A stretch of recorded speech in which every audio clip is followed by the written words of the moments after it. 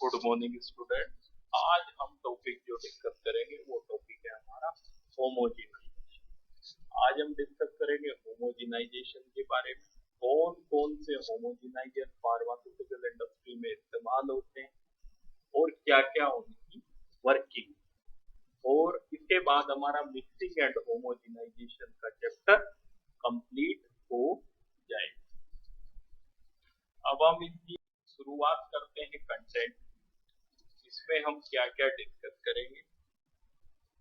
हम इसमें डिस्कस करेंगे डेफिनेशन, हम इसमें डिस्कस करेंगे टाइप्स ऑफ होमोजेनाइजर, हम इसमें डिस्कस करेंगे हैंड होमोजेनाइजर, सिल्वर्सन मिक्सर इमल्सिफायर और कोलोइड में। ये सब हम डिस्कस। सबसे पहले बात करते हैं होमोजेनाइजेशन होता क्या है। किसी मटेरियल या किसी पदार्थ को एक जैसी क्वालिटी, कंसिस्टेंसी और स्ट्रक्चर का बनाने के लिए जिस प्रोसेस का इस्तेमाल होता है उसे होमोजेनाइजेशन कहते हैं। ये होमोजेनाइजेशन बेसिकली फाइन इमल्सन और सस्पेंशन को बनाने में इस्तेमाल होता है। जैसे आपने कभी देखा होगा, क्रीम को आप किसी बड़े क्रीम के जो वाइड माउथ कंटेनर में आती है उसे आप कहीं से भी पिकअप करोगे, उसकी कंसिस्टेंसी यानी कि विस्कोसिटी, उसमें जो स्ट्रक्चर अंदर उसका अपीयरेंस और उसकी जो क्वालिटी है वो एक समान रहती है, क्योंकि क्रीम्स आपकी होमोजेनाइजर से पास करके बनाई जाती है। अब बात करते हैं कि होमोजेनाइजेशन करते कैसे। किसी मटेरियल या पदार्थ को किसी एक छोटे ओरिफिस, साइज के छोटे ओरिफिस से प्रेशर से पास करके उसे एक समान पार्टिकल में तोड़ा जा सकता है। मीन्स किसी भी मटेरियल या पदार्थ को किसी एक छोटे ओरिफिस से प्रेशर से पास करके एक समान पार्टिकल में बदला जा सकता है। अब टाइप्स ऑफ होमोजेनाइजर की बात करते हैं तो होमोजेनाइजर तीन तरह के होते हैं। एक हैंड होमोजेनाइजर, एक सिल्वर मिक्सर इमल्सिफायर और एक कोलाइड। अगर एग्जाम पॉइंट ऑफ व्यू की बात करते हैं तो इसमें से एक मिक्सचर निश्चित रूप से एग्जाम में आएगा। ज्यादातर चांस है सिल्वर्सन और कोलाइड में के, लेकिन हैंड होमोजेनाइजेशन भी एक बार पूछा गया। सबसे बात करते हैं कि हैंड होमोजेनाइजर कैसे करता है। हैंड होमोजेनाइजेशन एक तो ये स्मॉल स्केल लेबोरेटरी में काम करता है। अगर इसकी बात करें स्ट्रक्चर की, इसमें कॉपर होता है, एक वाल्व होती है और एक हैंडल होता है। एक हैंडल होता है। जिस मटेरियल को होमोजेनाइज करना होता है उसे होपर में ले लेते हैं। जो होपर है होमोजेनाइजर का, उसे होपर में मटेरियल को डाल देते हैं। उसके बाद जो हैंडल है उस हैंडल को अप एंड डाउन मूव करते हैं। जैसे ही हैंडल को अप एंड डाउन मूव करते हैं तो मटेरियल का एक स्प्रे जेट बनता है। मीन्स छोटी छोटी ड्रॉपलेट का एक जेट बनता है जो लगे हुए वेपल से, जो उसके अंदर लगे हुए वेपल से उसको छोटे छोटे पार्टिकल में तोड़ देता है और फाइनल जो आपका मटेरियल डिस्पेंस होता है वो आपका एक समान साइज का होता है। जो पार्टिकल का साइज रिडक्शन है वो उस ओरिफिस के डायमीटर और पंपिंग की स्पीड से पे निर्भर करता है। अब आप अगर फिगर में भी देखेंगे, ये आपका होमोजेनाइजर है, यहाँ पे आपने मटेरियल फीड कर दिया। जैसे ही आप इस हैंडल को अप एंड डाउन करोगे तो एक स्प्रे का जेट बनेगा और वो यहाँ पर लगे बेफल्स द्वारा छोटे छोटे साइज में रिड्यूस हो जाएगा और रिड्यूस होने के बाद वो एक समान साइज के पार्टिकल्स में नीचे कलेक्ट कर लिया जाएगा। एक छोटे से समान पार्टिकल के साइज में कलेक्ट कर लिया जाएगा। पार्टिकल का साइज पंपिंग की स्पीड और ओरिफिस के साइज पर निर्भर करता है। ये बात हो गई आपकी किसकी, एंडो। अब बात करते हैं सिल्वर्सन मिक्सर इमल्सिफायर। सिल्वर्सन मिक्सर इमल्सिफायर आपका बेसिकली बहुत ही शार्प ब्लेड से बना होता है। ये जो ब्लेड होते हैं, ये ब्लेड एक स्टेनलेस स्टील के कवर से ढके होते हैं और स्टेनलेस स्टील की मैश एक जाली से ढके होते हैं। इस जाली में बहुत छोटे छोटे महीन होल होते हैं।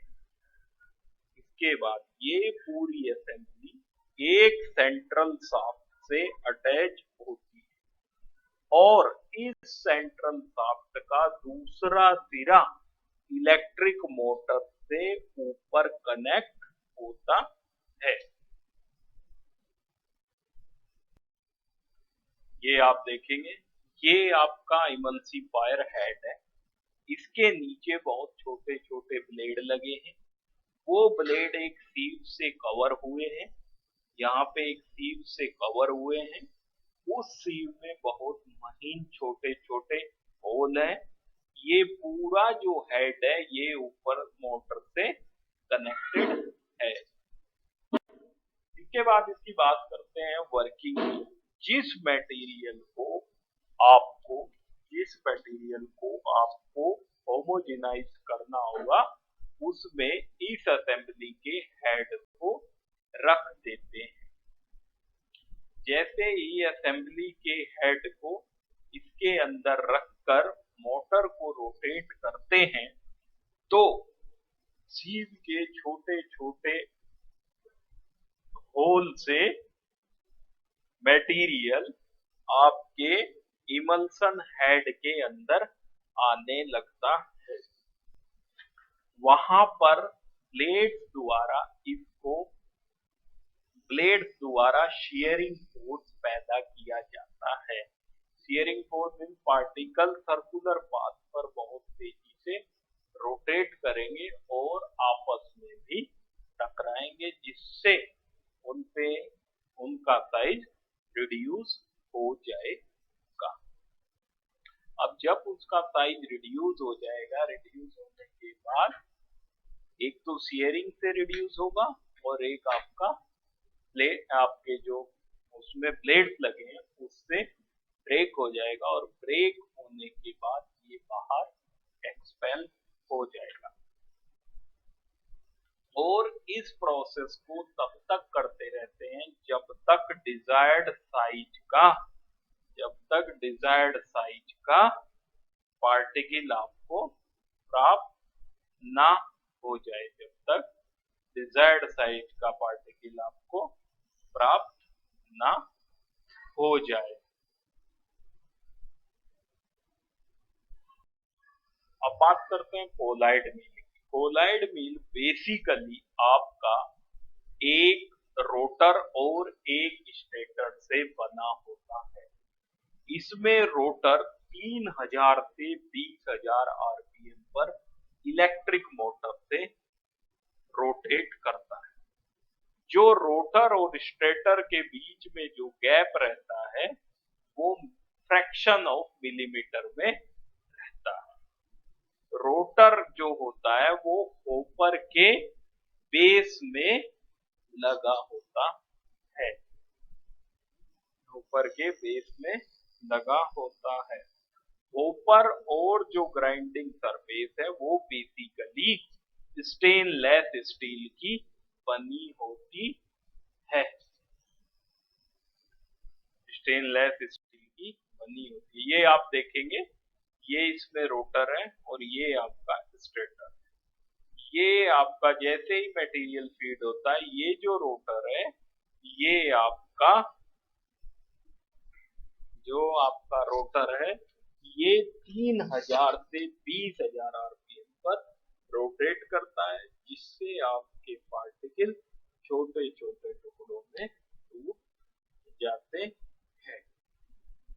उसके बाद जो आपका मटेरियल है वो आउटलेट से कलेक्ट कर लिया जाता है। तो इसमें एक हॉपर है, एक रोटर है, एक स्टेटर है।